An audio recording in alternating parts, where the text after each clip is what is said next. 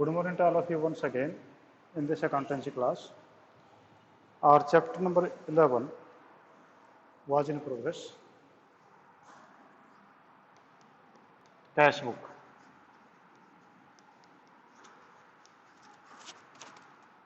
This chapter was in progress, and today it will be the last illustration of two column cash book.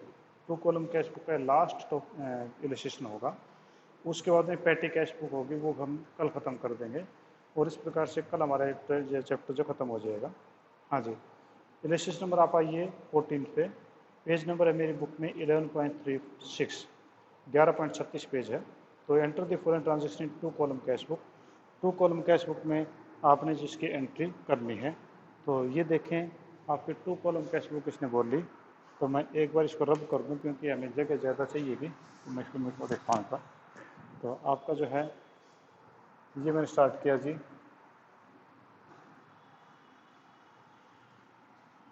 आप यहाँ तक कर लीजिए और वही लाइनें जो हम पिछले 10-12 दिन से लगा रहे हैं, सेम वही लाइनें लगा लो, कोई दूसरा काम नहीं है. तो सबसे पहले आपका डेट, फिर इसके बाद में आप ले लो जी पर्टिकुलर्स,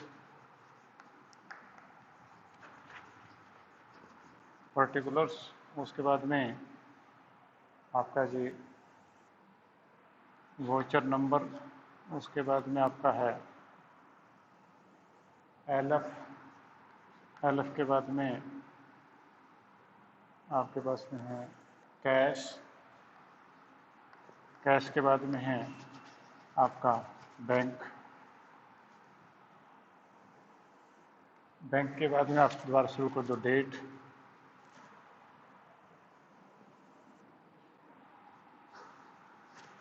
के बाद में है पर्टिकुलर्स,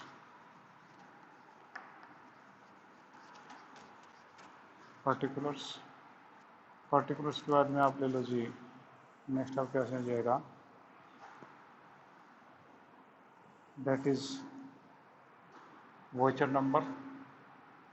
नेक्स्ट आपके पास में जी एलएफ के बाद में कैश, और कैश के बाद में फिर नेक्स्ट आपका बैंक. ठीक है, ये आपके पास सभी कॉलम्स हो गए. सबसे पहले आप स्टार्ट करिए. ओपनिंग बैलेंस कैश का है 12,000, बैंक का 36,000, यानी कुछ भी इन्फॉर्मेशन नहीं तो डेबिट बैलेंस ही होगा. और ये डेट आपके पास मार्च 1, तो 1 मार्च है. और 1 मार्च में टू बैलेंस बीडी, यानी आपका ओपनिंग बैलेंस कैश का है वो था आपका 12,000 और बैंक का आपके पास 36,000.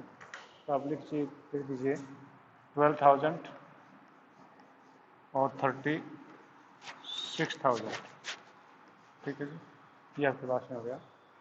अब उसके बाद में है आपका cash a cheque for ₹15,000 and paid salary for the month of Feb in cash 12,500.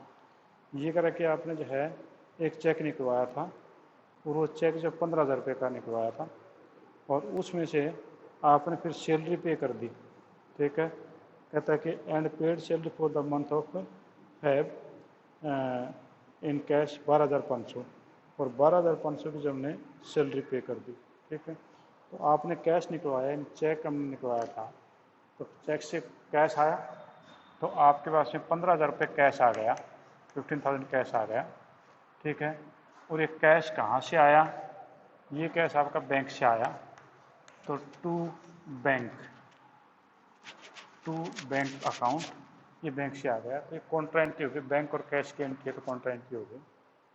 यहाँ कैश आ गया तो नेचुरली आपकी पेमेंट कहाँ से हुई होगी? बैंक से हुई होगी. तो यहाँ पर आपका 15,000 है, बैंक से पेमेंट दिखा दो और ये कॉन्ट्रा एंट्री. और यहाँ पर आपके पास में हो गई बाय कैश, क्योंकि बैंक था तो यहाँ पर कैश आ जाएगा. तो बाय कैश अकाउंट पे 15,000 आपके पास में हो गया. ठीक है, इसी में कह रहा है कि and paid salary for the month of Feb in cash 12,500, और इसी कैश में से 12,500 की पेमेंट कर दी एज सैलरी. ठीक है, तो हमने यहाँ पर कैश में पेमेंट कर दी 12,500, ठीक है। और यहाँ पर हमने किया बाय सैलरी, पेमेंट करनी पड़ी, क्यों पेमेंट करनी पड़ी, सैलरी की, बाय सैलरी, हमने सैलरी की पेमेंट कर दी बाय सैलरी अकाउंट, ठीक है। इसके बाद नेक्स्ट आइए कि direct deposit by mister Sunil Seth in our bank account 3,000, discount allowed 100 rupees. तो भैया सुनील सेठ ने हमारे खाते में 3,000 जमा करवाए, तो यानी बैंक में रिसीट हो गई 3,000 की। डिस्काउंट का कॉलम है ही नहीं हमारे पास में, तो कोई चक्कर नहीं है, तो आप यहाँ पर लिख दो क्यों आया पैसा, क्योंकि सुनील सेठ अकाउंट से टू सुनील सेठ, टू सुनील सेठ, ये आपने कर दी टू सुनील सेठ 3,000, डिस्काउंट की कोई एंट्री नहीं होगी। इसके बाद है received from an out station customer cheque रुपये 9,500, चेक वाज डिपॉजिट 12th, यानी ये डेट आपके 10 की है और 12th में जो बैंक में चेक जमा करवाया गया है। तो received from an outside customer a cheque of 9,500, cheque was deposited into bank on 12th March को जो है ये डिपॉजिट करवा दिया गया। The bank debited 20,000 as collection charges, और बैंक ने जो है 20 रुपीज़ हमारे से कलेक्शन चार्जेस भी ले लिए। तो यानी हमने पहले चेक जमा करवाया वो 12 तारीख को करवाया और बैंक ने हमारे से चार्ज भी ले लिए उसकी, ठीक है। इसका ये हुआ कि 12,000 तो हमारे पास में रिसीट हो गई, आपके अमाउंट कितने का था 9,500, तो 9,500 की हमारे पास में रिसीट हो गई, ठीक है। और फिर 20,000 की हमें पेमेंट भी होगी इसी डेट में, क्योंकि चार्जेज हो गए। तो हमने जो है ये बैंक में जमा करवाया चेक के 12th को, तो 9,500 का, ठीक है। और ये किस नाम से, क्योंकि चेक हमारे हाथ में था, तो ये हो जाएगा to cheque in hand, to cheque in hand, ये चेक हमारे हाथ में था, वो चेक हमने जमा करवाया था, तो टू चेक इन हैंड 9,500। और बैंक ने इसके ऊपर चार्ज ले लिया, यानी पेमेंट होगी 20 रुपीज़ की, तो 20 आपने यहाँ पर ले लिया। और ये देखोगे आप by bank charges, by bank charges, by bank charges 20 rupees, ठीक है जी। उसके बाद नेक्स्ट आप आइए, नेक्स्ट में क्या रखिए, गोविंद सेटल हिज अकाउंट और फिर 6,000 by cheque of 5,900, cheque was deposit in the bank on 15th, आज जो 15th को जमा करवाया, 11 तारीख जो 11 डेट की इसी कोई एंट्री नहीं होगी, क्योंकि इसने कहा कि गोविंद सेटल जो अकाउंट पे ऑफ 6,000, गोविंद ने 6,000 मांगते थे और उसने जो है बाय चेक 5,900, उसने 5,900 का चेक दे दिया और चेक डिपॉजिट करा 15 मार्च को, तो यानी 15 मार्च को आपकी रिसीट बनी जाएगी बैंक में 5,900 की।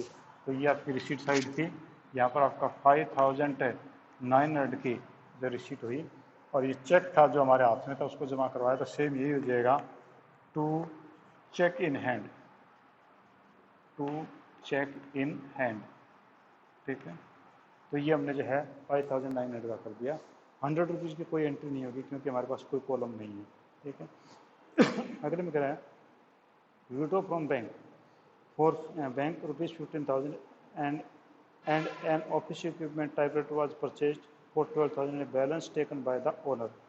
यहाँ पर कहता है 17 तारीख में, यहाँ पर जो इन लोगों ने एक 15,000 रुपये बैंक से निकलवाए हैं और उसमें 12,000 रुपये का तो खरीद लिया इन लोगों ने एक ऑफिस इक्विपमेंट, ठीक है। और उसके बाद जो बाकी 3,000 बचे वो जो है इसकी ड्राइंग हो गई, ठीक है। तो टोटल जो इन लोगों ने जो निकलवाए थे वो निकलवाए थे इन लोगों ने कुल मिला करके 15,000 रुपये, ठीक है। एक एंट्री ऊपर रह गई थी हमारी, हम ज़्यादा नीचे आ गए उससे पहले। Ravi settled the account of 8,200 after deducting 200, ठीक है। रवि ने जो अपना अकाउंट सेटअप कर दिया वो 8,200 में after deducting 200 as discount by giving a cheque of 6,000 and balance in cash, 6,000 का चेक दे दिया और बैलेंस उन्हें कैश में दिया, ठीक है। तो 6,000 का चेक दिया, बैलेंस उन्हें कैश में दिया। तो अभी जो है चेक के बारे में कुछ ही पता नहीं कि हुआ क्या हुआ उसका, हम थोड़ा आगे पढ़ लेते हैं ताकि पता चल जाए डिपॉजिट हुआ नहीं हुआ। तो अगले वाले 17 में इसका कोई लिंक नहीं है और 18 में कोई लिंक नहीं है, 19 में भी आपका कोई लिंक नहीं है और संजय का चेक जो है आ करके, रवि का चेक था वो तो 6,000 का, तो रवि का चेक जो है अभी भी कहीं पर भी नहीं आ रहा। तो ये आपके डेट जो देखो, वो डेट आपके पास में है 16th की। तो 16th की डेट में हमारे पास रिसीट जो है वो Ravi settle account 8,200 after deducting 2,000 as a discount by giving cheque 6,000 and balance in cash. जो रवि का अकाउंट जो सेटल हुआ, Ravi settle Ravi's account of, अच्छा रवि का अकाउंट हमने सेटल किया, सॉरी मैं कंफ्यूज हो गया था। रवि का अकाउंट हमने सेटल किया है 8,200 का था, 200 रुपये ने डिस्काउंट काट लिया, उसको हमने 6,000 का चेक दिया, 2,000 हमने कैश दे दिया। ठीक है, तो आप यहाँ पर जो है रवि, यहाँ पर जो हमने रवि को 6,000 का चेक दिया, 6,000 का चेक पेमेंट हो गई, 2,000 रुपये हमने उसको कैश दे दिया। ठीक है, और टोटल पेमेंट थी 8,200, तो 200 डिस्काउंट हो गया। और ये आप लिखेंगे बाय रवि, बाय रवि। ठीक है, तो ये बाय रवि अकाउंट आप लिख दो 2,000 और 6,000। ठीक है जी। अगले में क्या रखिए, withdraw from bank 15,000 for office equipment, typewriter खरीदा था हमने 12,000 रुपये का, और 2,000 रुपये की उसने ड्राइंग कर दी। ठीक है, टोटल 15,000 का चेक था, तो क्या 3,000 की ड्राइंग कर दी। तो हमने यहाँ पर जो है ले लेंगे कि बाय, पहले तो हमने चेक से पैसा निकाला था, तो 12,000 रुपये का तो टाइपराइटर के लिए, तो ये हो जाएगा by office equipment, by office equipment. Total 15,000 का अमाउंट था, 15,000 के अकाउंट में 12,000 का तो ऑफिस इक्विपमेंट हो गया, और 3,000 अपने घर ले गया। तो घर ले गया तो आपका जो 3,000 है उसकी जो ड्राइंग हो गई, 3,000 उसकी ड्राइंग हो गई, तो ये हो जाएगा बाय ड्राइंग,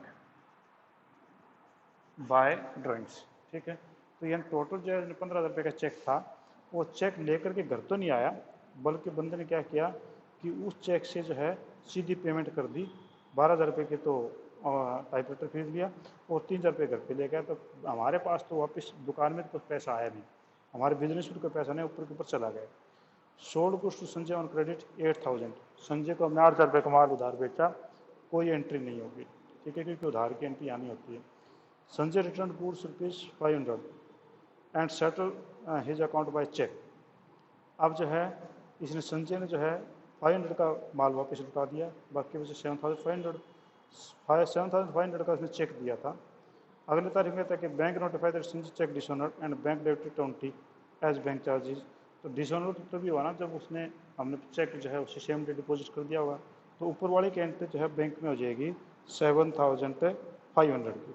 ठीक है, तो हमने 7,500 हम लिखेंगे, क्योंकि संजय ने 500 रुपये का माल वापस लौटा दिया था, बाकी पैसा उसने सेटल कर दिया अकाउंट बाय चेक दे करके, और चेक हमने जमा करवा दिया। तो ये हो जाएगा टू संजय, टू संजय, ये संजय का पैसा आ गया। ठीक है, और अगले दिन जो डिसऑनर हो गया, अगले दिन डिसऑनर हो गया, बैंक से पैसे ले लेगा हमारे से, तो 7,500 तो था ही, 20 रुपीज़ बैंक चार्जेज हो गए, तो 7,520, और ये हो जाएगा by Sanjay, by Sanjay account. ये संजय अकाउंट से आपका जो है कई शेड में पेमेंट शेड में चला गया 7,520 रुपये, क्योंकि संजय का जो था चेक वो डिसऑनर हो गया था। ठीक है, अगला क्या रखिए, issue cheque 3,000 to Ashok as advance in order of furniture worth 5,000। हमने 5,000 से कोई लेना देना नहीं, हमारे पास से पैसा कितना गया, वो हमारे पास से पैसा गया जी 3,000 का, और 3,000 का पैसा गया तो किसको दिया हमने, अशोक को दिया है। ठीक है, तो आप जो चेक दिया हमने, तो यहाँ पर आप लिखिए बैंक के कॉलम में वो जाएगा 3,000।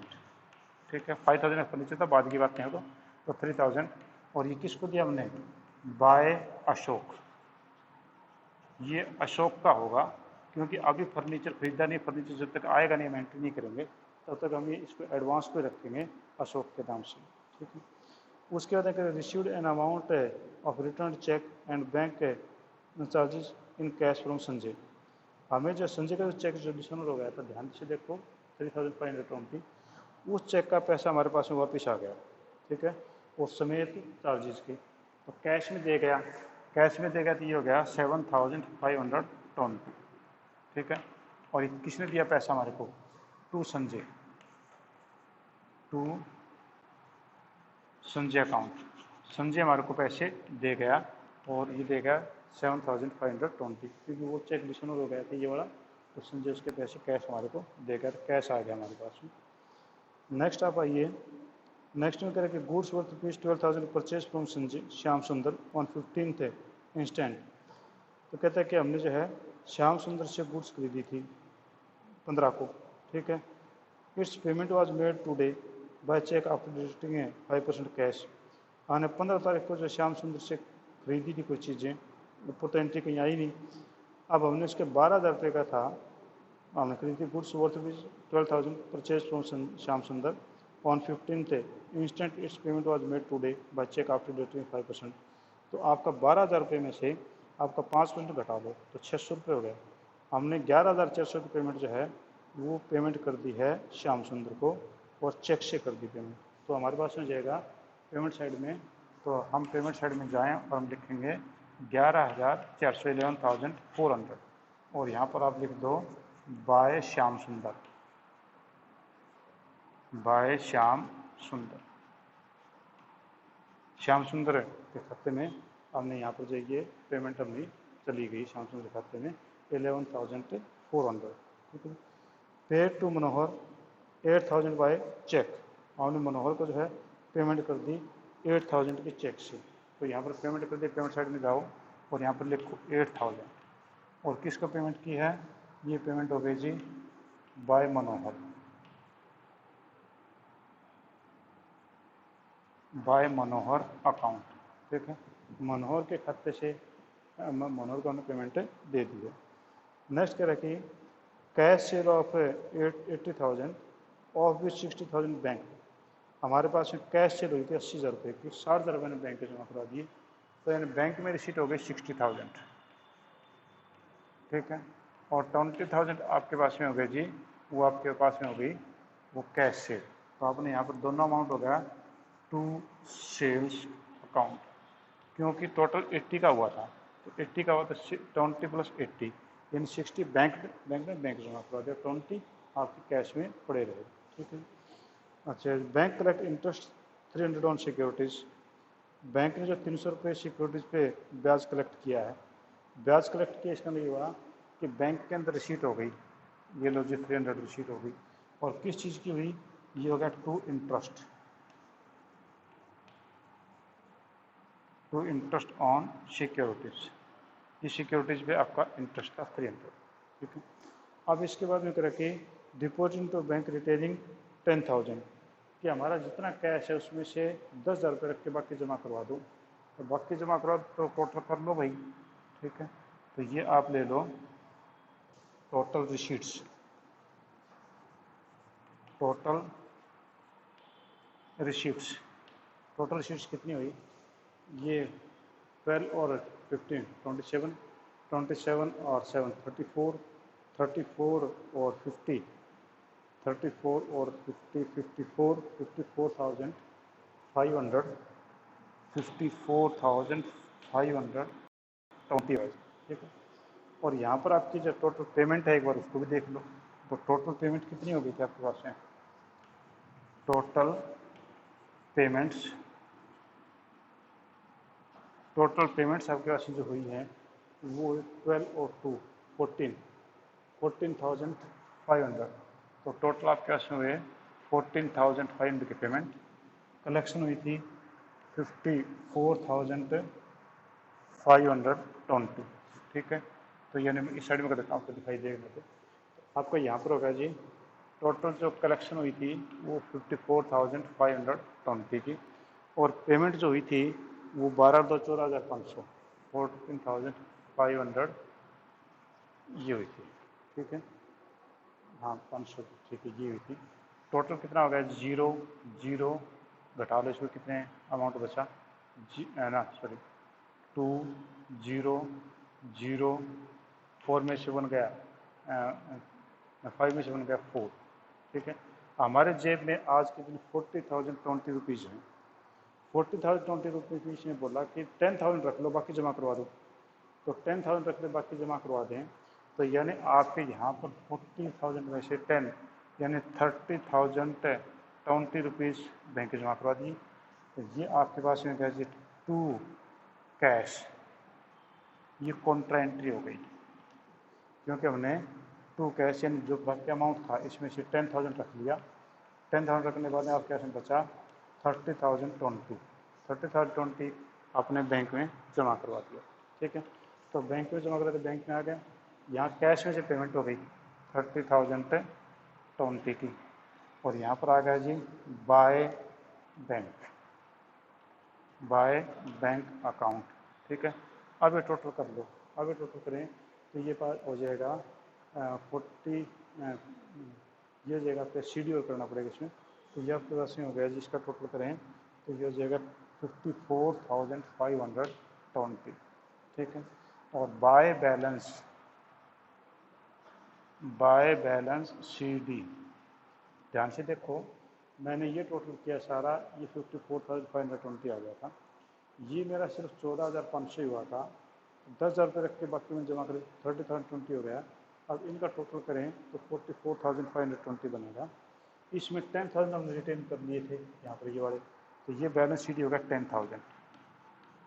ठीक है, अब इसका टोटल करके देखो, टोटल करोगे तो आपके पास ये बनेगा 54,520 बनेगा।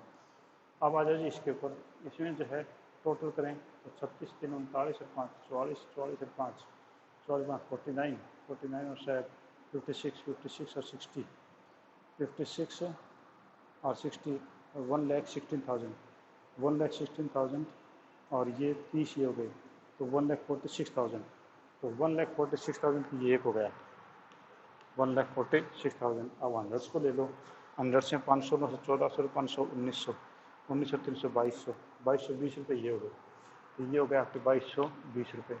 तो 0 2 2 8 4 और 1, यानी ये आपके पास में हो गए 1,48,000 1,48,220। ठीक है जी, ये हो गया। उस टोटल और लगा के देखें तो उस टोटल जो लगा के देखें तो मैं एक बार नकल मार लेता हूँ। तो अभी तक तो ये आपका टोटल जो है वो आपके पास में कुछ गड़बड़ आ रहा है टोटल भाई, तो आपका ये बना चाहिए, फिगर मिला देता हूँ 36 फिर 3 फिर 9,500 फिर 5,900 7,500 60,300। ठीक है बिल्कुल, तो हमारी फिगर में जो मिस्टेक है वो आपके पास में हो गई थी जी, आपका बना था वो बना था 1,52,000, 4 तारीख की गड़बड़ हो गई हमारे से 1,52,220। उस का टोटल करें तो वो हमारे पास बनता है आपका 65,940, ये बनता है 65,940 रुपये। ठीक है, अब इसमें से वो घटा लो 65,940, तो आपका जो अमाउंट बनता है वो बनता है 86,280 80,280 86,280, ये हो गया। और टोटल मिला दो 1,52,220। ये दोनों एकदम टोटल सामने आने चाहिए, थोड़ा सा मेरा ऊपर चला गया टोटल, ये बिल्कुल सामने आने चाहिए दोनों के दोनों। अब ये CD है तो इसको BD कर दो, ये आपके पास आ जाएगा, ये 1 मार्च था तो ये हो जाएगा 1 अप्रैल। और टू बैलेंस BD में आपका कैश में होगा जी 10,000, और यहाँ पर आपके पास में होगा जी 86,280, ये हो जाएगा। और इस प्रकार से आपका क्वेश्चन ये सोल्व हो जाएगा। हाँ जी, किसी को कोई प्रॉब्लम है तो आप मेरे से पूछ सकते हैं।